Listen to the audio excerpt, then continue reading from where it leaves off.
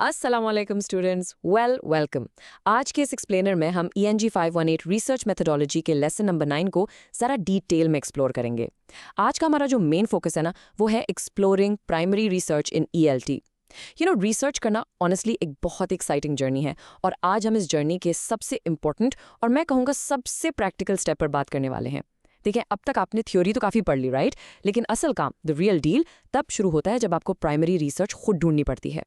Primary research से मेरा मतलब वो ओरिजिनल डेटा है जो आप खुद इकट्ठा करते हैं, या वो ओरिजिनल स्टडीज जो बिल्कुल पहली बार किसी रिसर्चर की तरफ से पब्लिश होती हैं। ये कोई बनी बनाई समरी या टेक्स्ट बुक नहीं है, it's the core of research. तो इस प्राइमरी डेटा को कैसे और कहाँ से एक्सेस करना है, well, without any further do, let's just dive right into it. अब सबसे पहला और सबसे बड़ा सवाल जो लिटरली हर स्टूडेंट को परेशान करता है वो ये है कि where exactly will we find these research articles. I mean, आपके पास एक ज़बरदस्त सा रिसर्च क्वेश्चन आ गया, आपने टॉपिक भी सेलेक्ट कर लिया, वेल डन। लेकिन असल प्रॉब्लम तो अब शुरू होती है ना कि आपका वो जो प्राइमरी डेटा है वो आखिर छुपा कहाँ हुआ है। होता यह है कि अक्सर स्टूडेंट्स घंटों इंटरनेट पर ज़ाया कर देते हैं, रैंडमली मुख्तलिफ लिंक्स पर क्लिक करते रहते हैं, लेकिन उन्हें ऑथेंटिक मटीरियल के नाम पर मिलता क्या है? बस कुछ रैंडम ब्लॉग्स या अनवेरिफाइड PDFs। ये ऑनेस्टली सबसे बड़ी हर्डल है जो हम सबको अपनी असाइनमेंट या थीसिस के दौरान फेस करनी पड़ती है। लेकिन परेशान होने की बिल्कुल ज़रूरत नहीं है, बिकॉज आज हम एक बहुत ही टारगेटेड अप्रोच के साथ इसी का सोल्यूशन निकालने वाले हैं। रिसर्च आर्टिकल्स को ढूंढना ना बिल्कुल एक ट्रेजर हंट की तरह है, लाइक अ जायंट पजल। इसलिए हम इसे द एकेडमिक मैप कह रहे हैं। ये मैप बेसिकली आपको एकेडमिक पब्लिशिंग की इस वसी और लेट्स बी ऑनेस्ट काफ़ी ओवरवेलमिंग दुनिया में गाइड करेगा। ज़रा सोचें, अगर आपके पास मैप ही ना हो तो कितना आसान है कि आप प्रेडिटरी जर्नल्स, फेक आर्टिकल्स या इररेलेवेंट डेटा में पूरी तरह खो जाएं और अपना कीमती वक्त वेस्ट कर दें। जिस तरह एक ट्रेजर मैप आपको सीधा खजाने तक लेकर जाता है, बिल्कुल उसी तरह ये सोर्सेज जिनकी हम अभी बात करने वाले हैं आपको नॉइस से निकालकर सीधा डायरेक्ट आपके प्राइमरी रिसर्च डेटा तक पहुंचाएंगे। ये मैप आपकी पूरी सर्च को बहुत ही लॉजिकल स्टेप्स में स्ट्रक्चर कर देता है। ओके, तो सबसे पहले let's talk about institutional and regional sources. ये वो सोर्सेज हैं जो बिल्कुल आपके आसपास मौजूद हैं। आपके पास फिजिकल लाइब्रेरीज हैं, जैसे आपकी अपनी यूनिवर्सिटी लाइब्रेरी। इसके अलावा इंटर लाइब्रेरी लोन्स की फैसिलिटीज़ भी होती हैं। उसका सिंपल सा मतलब ये है कि अगर आपकी यूनिवर्सिटी की लाइब्रेरी में कोई मखसूस जर्नल या किताब नहीं मिल रही, तो वो दूसरी यूनिवर्सिटी की लाइब्रेरी से आपके लिए ऑफिशियली मंगवा कर देते हैं। That's pretty cool, right? लेकिन जो सबसे बड़ी नेमत हम पाकिस्तानी स्टूडेंट्स के पास है ना, वो है HEC digital library. I can not stress this enough. ये एक मैसिव एसेट है जो इंटरनेशनल पेपर्स डॉलर्स में बिकते हैं, जिन पर स्ट्रिक्ट पे वॉल्स लगे होते हैं, वो HEC पोर्टल के थ्रू आपको बिल्कुल फ्री मिल जाते हैं। जी हाँ, absolutely free. HEC digital library को कभी भी, लिटरली कभी भी ओवरलुक मत कीजिएगा। ये आपकी रिसर्च का सबसे पहला और सबसे क्रूशल स्टॉप होना चाहिए। मूविंग ऑन, जब हम इस एकेडमिक मैप को थोड़ा मजीद एक्सपैंड करते हैं तो हम ग्लोबल डिजिटल डेटाबेसेस तक पहुंचते हैं। JSTOR और गूगल स्कॉलर जैसे प्लेटफॉर्म्स आपके लिए लिटरली एक पूरी नई दुनिया ओपन कर देते हैं। गूगल स्कॉलर तो एज यू प्रॉबेबली नो बिल्कुल फ्री और इजीली एक्सेसिबल है। अच्छा, यहाँ मैं आपको एक ज़बरदस्त प्रो टिप देता हूँ। जब भी आप गूगल स्कॉलर पर सर्च करें ना, तो अपने स्पेसिफिक टर्म्स को कोटेशन मार्क्स में लिखें, जैसे कि quote unquote task based language teaching. इससे क्या होगा? इससे आपको सिर्फ रेलेवेंट आर्टिकल्स ही मिलेंगे और सारा जंक खुद ब खुद फिल्टर आउट हो जाएगा। अब कुछ स्पेशलाइज्ड डेटाबेसेस ऐसे भी हो सकते हैं जहाँ आपको फुल आर्टिकल्स एक्सेस करने के लिए स्मॉल चार्जेस पे करने पड़े। लेकिन जैसा कि हमने अभी डिस्कस किया, अगर आप अपनी यूनिवर्सिटी का इंटरनेट या HEC पोर्टल यूज़ कर रहे हैं ना, तो उनमें से अक्सर डेटाबेसेस की एक्सेस आपके लिए वैसे ही मुफ्त हो जाती है। How awesome is that? अब यहाँ पर एक बहुत ही क्रूशल पॉइंट है जो समझना ज़रूरी है। हम ब्रॉड जनरल डेटाबेसेस को highly focused TESOL specific resources के साथ कंपेयर कर रहे हैं। देखिए, जनरल डेटाबेसेस में तो आपको हर सब्जेक्ट का डेटा मिल जाता है, राइट? मिसाल के तौर पर अगर आप किसी ब्रॉड डेटाबेस पर मॉर्फोलॉजी सर्च करेंगे तो बहुत चांस है कि आपको बायोलॉजी या मेडिकल साइंस के पेपर्स मिलना शुरू हो जाएं, और इससे क्या होगा? आपका टाइम वेस्ट होगा।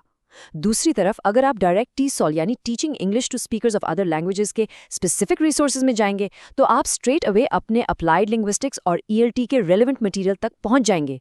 यू सी, स्मार्ट रिसर्च का राज सिर्फ अंधाधुन मेहनत करना नहीं है, बल्कि ये जानना है कि अपना वक्त और एनर्जी बिल्कुल सही जगह पर कैसे लगानी है। And here we are. ये है वो एकेडमिक गोल्ड जिसकी हम कब से तलाश कर रहे थे, यानी वो स्पेसिफिक ELT जर्नल्स जहां दुनिया की top tier English language teaching research publish होती है। अब हम इसे एकेडमिक गोल्ड क्यों कह रहे हैं? वो इसलिए क्योंकि यहाँ पब्लिश होने वाला मटेरियल पेयर रिव्यूड होता है, यानी ये कोई आम ब्लॉग्स, विकीपीडिया या ओपिनियन पीसेस नहीं है, बल्कि ये वो सॉलिड रिसर्च है जिसे दुनिया के टॉप ग्लोबल एक्सपर्ट्स ने बाकायदा वेरीफाई और अप्रूव किया होता है। जब आप इन जर्नल्स को एक्सेस करते हैं तो आप बेसिकली अपने फील्ड के लेटेस्ट, मोस्ट ऑथेंटिक और मोस्ट डिबेटेड ट्रेंड्स को बराह रास्त पढ़ रहे होते हैं। ऑनेस्टली, ये वो जगह है जहां असल और मुस्तनद प्राइमरी रिसर्च जन्म लेती है। Okay, let's look at this table. हमारे पास दो तरह के इंतहाई अहम जर्नल्स हैं। एक तरफ हमारे ग्लोबल जर्नल्स हैं जैसे टेसो क्वार्टरली, AAL, IATFL, ARA और ESP जर्नल्स। ये अप्लाइड लिंग्विस्टिक्स के वो बड़े इंटरनेशनल नाम हैं जो पूरी दुनिया में ट्रेंड सेट करते हैं। लेकिन दूसरी तरफ हमारे लोकल यानी पाकिस्तानी जर्नल्स भी इतनी ही बल्कि शायद उससे भी ज़्यादा अहमियत रखते हैं। अब आप सोचेंगे कि पाकिस्तानी जर्नल्स क्यों ज़रूरी हैं? Well, think about it. एक थ्योरी जो ऑक्सफोर्ड या अमेरिका के किसी हाईटेक स्कूल में डेवलप हुई है, ज़रूरी तो नहीं कि वो लाहौर, कराची या पेशावर के एक क्राउडेड क्लासरूम में बिल्कुल वैसी अप्लाई हो सके, राइट? ग्लोबल थ्योरीज को पाकिस्तान के लोकल कॉन्टेक्स्ट और यहाँ के स्टूडेंट्स के मसाइल के मुताबिक कैसे समझना और अप्लाई करना है, ये आपको लोकल जर्नल्स ही बताएंगे। तो ग्लोबल और लोकल रिसर्च का ये जो कॉम्बिनेशन है ना, ये आपके रिसर्च प्रोजेक्ट को एब्सोल्युटली बुलेट प्रूफ और स्ट्रॉन्ग बना देता है। अब आप में से कुछ लोग शायद ये सोच रहे होंगे कि यार इन सब जर्नल्स के नाम याद रखना और इन्हें इंटरनेट पर एक-एक करके ढूंढना तो बहुत मुश्किल काम है।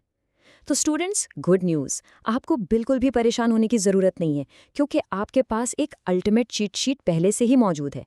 जी हाँ, ज़रा अपनी ENG 518 की कोर्स बुक या हैंडआउट्स का अपेंडिक्स सी तो खोलिए।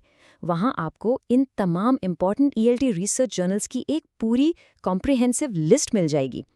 मेरी आपको एक सिंसियर एडवाइस ये है कि आज ही, यस टुडे, इस लिस्ट को ओपन करें, उसे पढ़ें और कम से कम 2 या 3 जर्नल्स को हाईलाइट कर लें जो आपके रिसर्च टॉपिक के साथ सबसे ज़्यादा मैच करते हैं।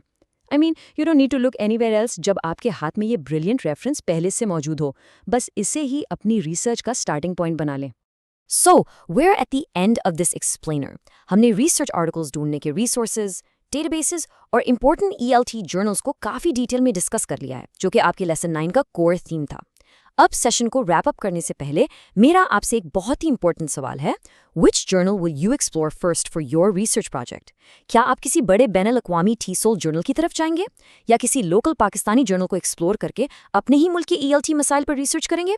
मुझे कमेंट्स में ज़रूर बताएं कि आपका रिसर्च टॉपिक क्या है और आप कौन सा जर्नल एक्सप्लोर करने वाले हैं। ऑलराइट, अब सोचना बंद करें, फौरन अपनी स्क्रीन पर जाएं, अपना पहला प्राइमरी रिसर्च आर्टिकल डाउनलोड करें और अपनी प्रैक्टिकल रिसर्च जर्नी का एक शानदार आगाज़।